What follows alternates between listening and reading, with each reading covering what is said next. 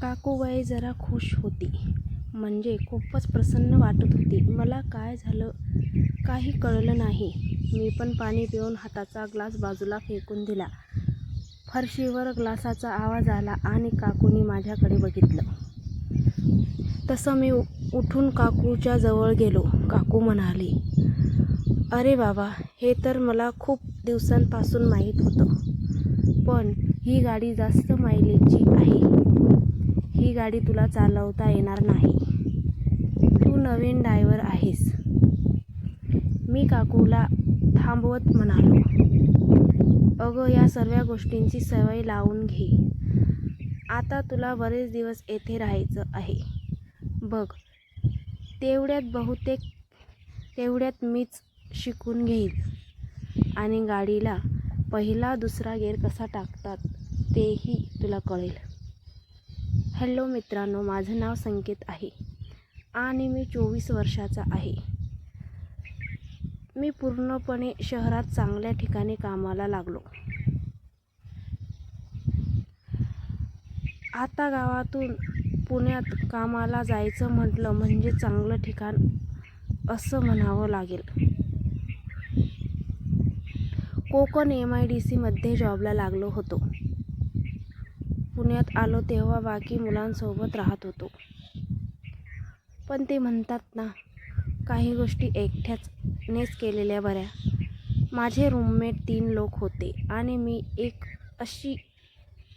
आम्ही चौघं मिळून 1 BHKला होतो.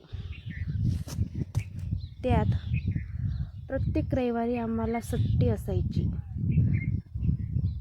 त्यामुळे आम्ही फिरायला जायचो, मज्जा करायचो.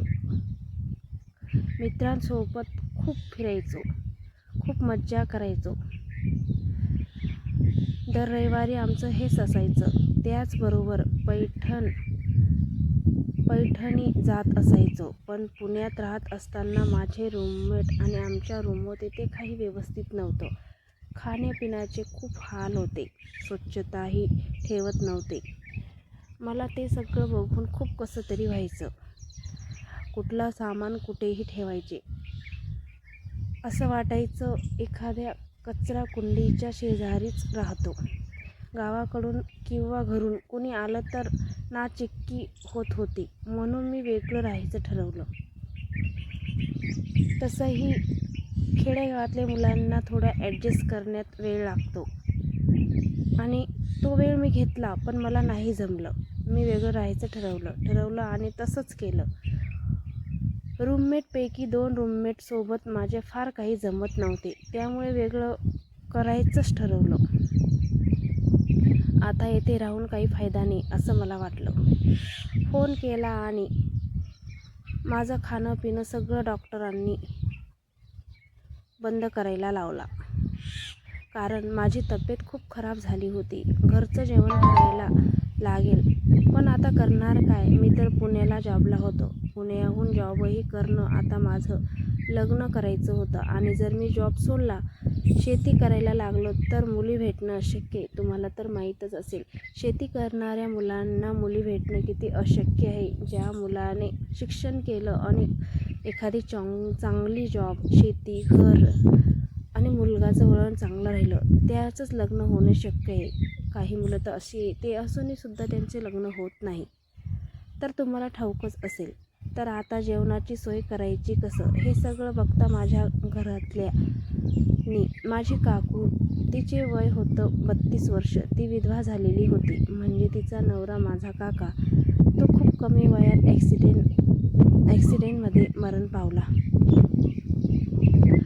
काकू घरी असायची तर शेती कामाला जायची. पण आता मला डॉक्टरांनी घरच्या जेवण सांगितलं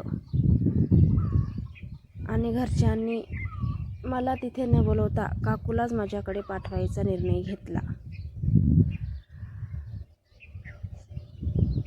संकेत बरोबर राहा आणि त्याला घरचं जेवण देत जा, म्हणजे त्याची जेवणाची सोय होईल.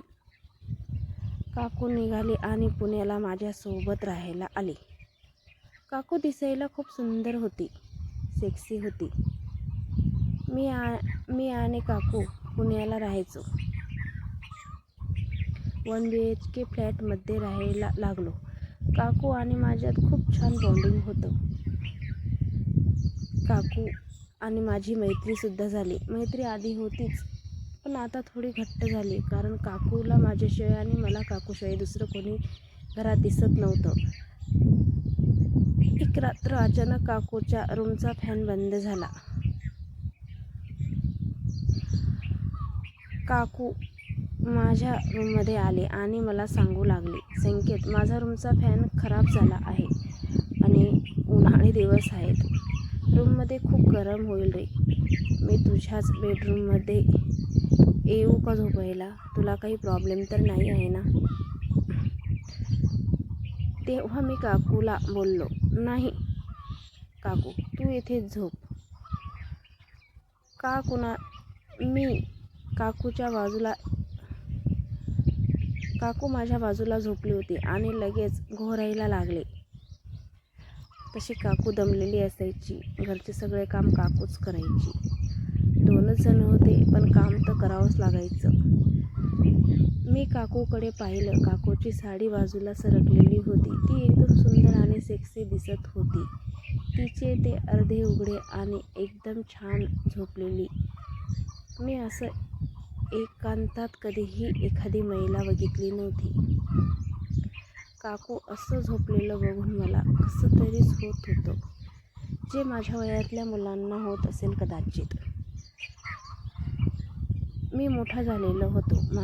मला सगळं कळत होतं. पण ते म्हणतात ना,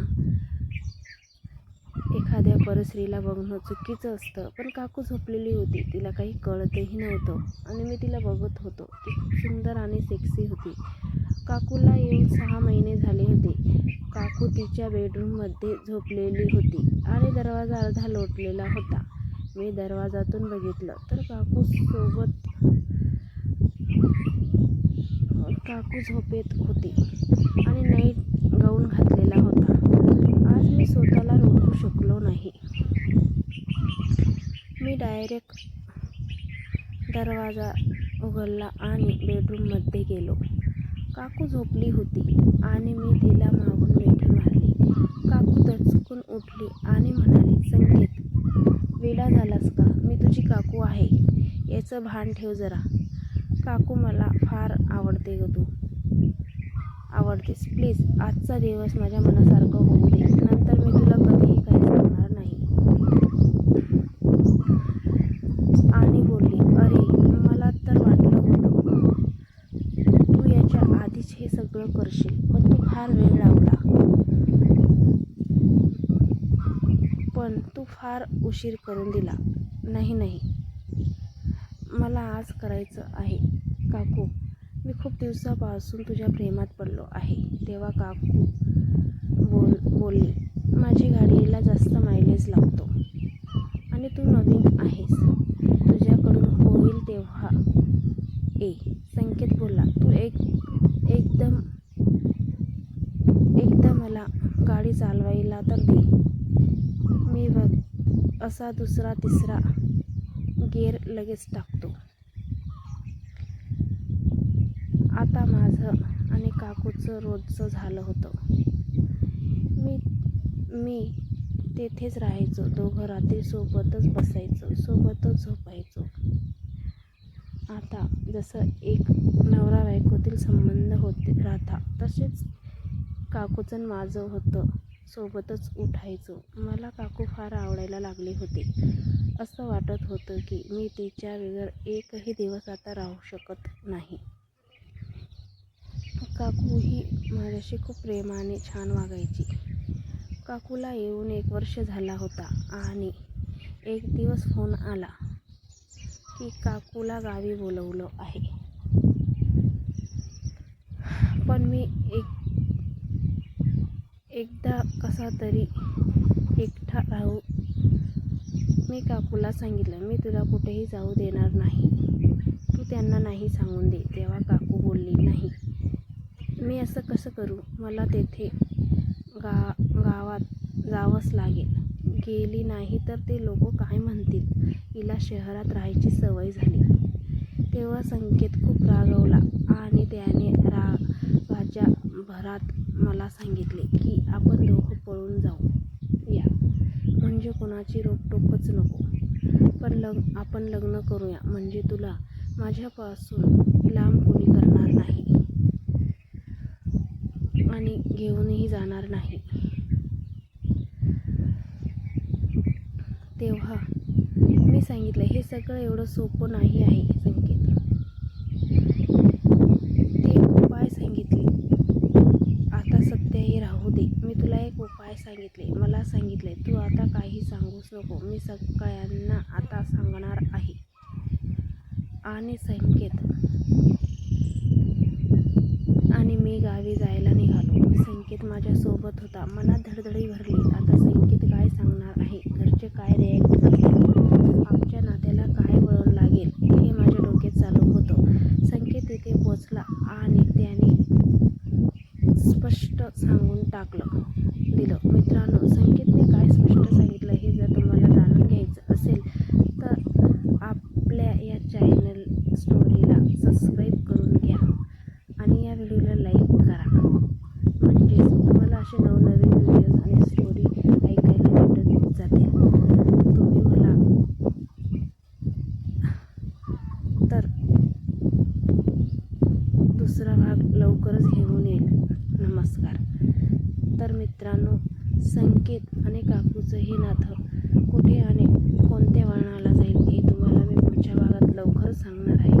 तोपर्यंत आपल्या या चॅनेलला सबस्क्राईब करून ठेवा म्हणजेच, आणि नोटिफिकेशन बेल आयकॉनला प्रेस करून ठेवा, म्हणजेच मी स्टोरीचा दुसरा भाग टाकला की तुम्हाला नोटिफिकेशन येईल आणि लगेच भाग आपला ऐकता येईल. तर मित्रांनो, नमस्कार. आजची स्टोरी इथे संपली. भेटूया दुसऱ्या भागामध्ये. तोपर्यंत बाय.